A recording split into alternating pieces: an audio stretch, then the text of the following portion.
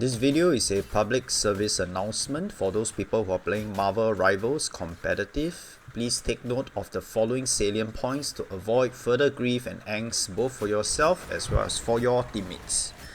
Now, why do we play competitive? It's all about improving and upgrading our rank. Now, let's take some time to learn about rank in Marvel Rivals.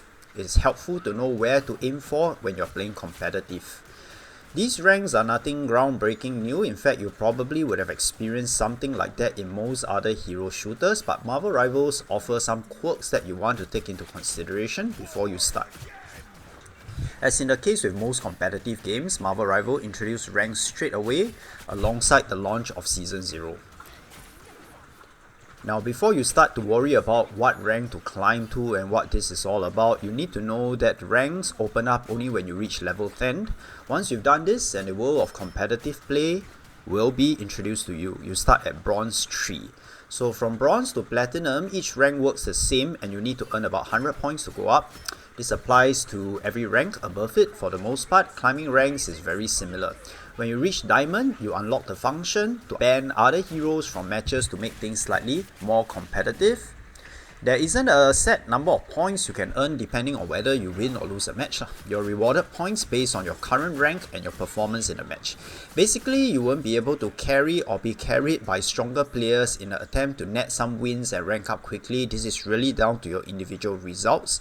If you're on a losing streak, each player also has what is known as a Chrono Shield, which can be used occasionally to prevent a demotion after loss. Every time you lose, you will lose points and you will get demoted. The Chrono Shield needs to be recharged after it's been used, which only happens when you lose more games. So the ranks for Marvel Rivals are as follow. You have Bronze 3 tiers, Silver 3 tiers, Gold 3 tiers, Platinum 3 tiers, Diamond 3 tiers, Grandmaster 3 tiers, Celestial 3 tiers, Eternity, and then the one above all. Depending on which rank you're at the end of the season, you will get a reward. For example, if you're in Gold, Diamond or Platinum, you'll get a skin. In Season 0, the reward was the Golden Moonlight skin for Moon Knight, and in Season 1, it's going to be the Blood Shield skin for Invisible Woman. If you get to Grandmaster, Celestial or Eternity, you'll get the same skin plus a Silver Crest of Honor to mark your success in the previous season. And for those in one above all, you'll get the same skin alongside a Gold Crest of Honor, the ultimate prize. If you reached any of the higher ranks, you're probably wondering when you have to start the grind all over again. Each time a new season rolls out, your rank will automatically drop by 7th year. So for example, if you're finishing in Diamond 2, you'll drop to Gold 3, or if you're in Grandmaster 1, you'll drop to Platinum 2, so on and so forth.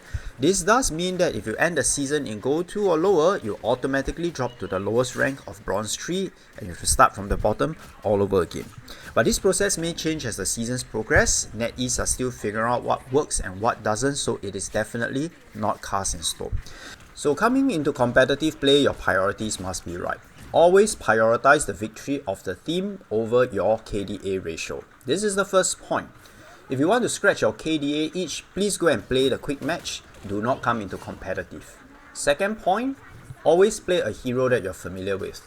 If you're trying to get onto terms with a new hero that you have yet to be polished and understand the ins and outs, again, go for the quick match. Do not come into competitive trying to figure out, trying to do experiments.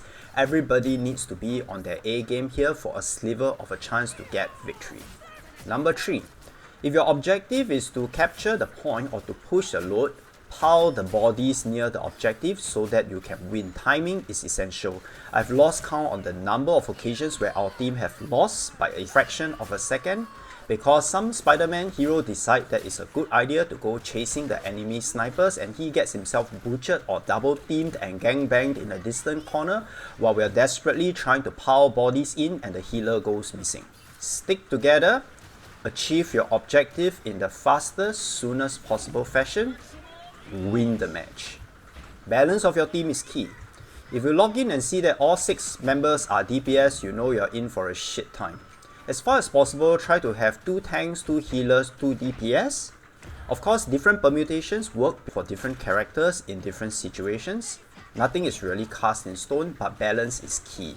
If you are good in at least one of the tank or healing characters, and you see that your team is in desperate need for someone to take the damage, for someone to do mass healing, take one for the team, please. Change the character, change your hero, and shake things up a bit. It's of no coincidence that the team that wins is usually the ones where every single member knows their function to the T, you work together well as a team, and you know how to cover for each other. So please, for the love of God, if you want something casual, go to Quick Match. Competitive is for serious business, is for adults only. Come in only if you have the intention to climb up your ranks. Do not drag other people down. This is your Salty Naughty Sorcerer. Peace out.